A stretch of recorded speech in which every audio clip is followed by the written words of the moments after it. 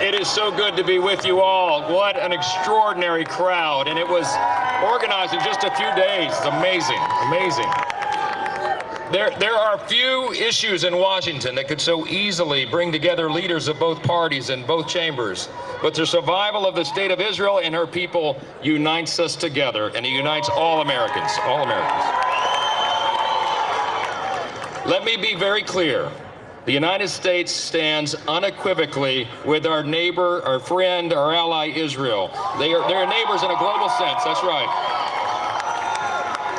Last week, a bipartisan group of members stood in solidarity on the steps of the House to mourn the lives in the October 7th attack and to grieve with the families of Israeli hostages that are still being held in Gaza.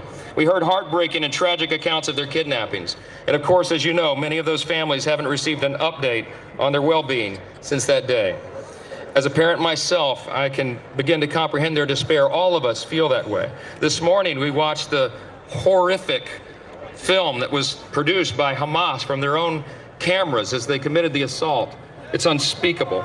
The auditorium was full of Republicans and Democrats in the House, and they wept as we watched the film together. Most couldn't sit through it. These Israeli hostages were kidnapped in their homes by barbaric Hamas terrorists for simply being Jewish and living in Israel. As Prime Minister Netanyahu says so well, this is a fight between good and evil, between light and darkness, between civilization and barbarism. The calls for a ceasefire are outrageous.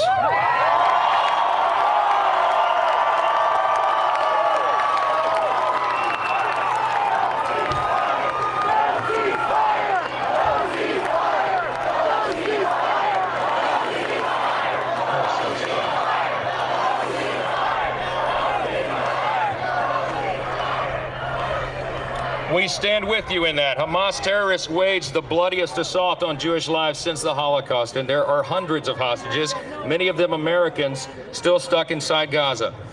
Israel will cease their counteroffensive when Hamas ceases to be a threat to the Jewish state.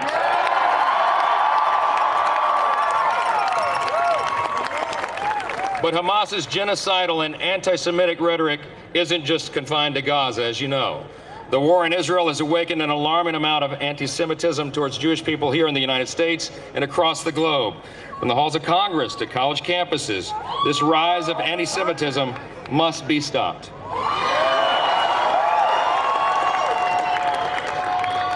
We've heard many echo the Hamas rallying cry of "from the river to the sea," and I'm convinced that a lot of these college students that are engaging in these protests do not understand that is an explicit call for the extermination of Israel.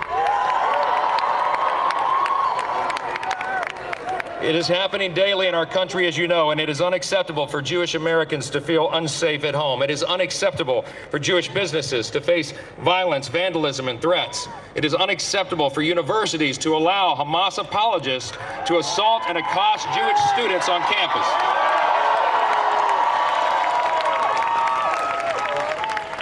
It is unacceptable for any political leader in this nation to give credence to this dangerous rhetoric. We can and we must do more to stand with our great ally and friend. And it is my hope that this gathering today serves as a reminder to the entire world, but also to those within our own borders, that the United States stands proudly with Israel and the Jewish people forever, forever. Thank you for allowing us to be a part of this. God bless you. Perfect scene setter. Let's bring in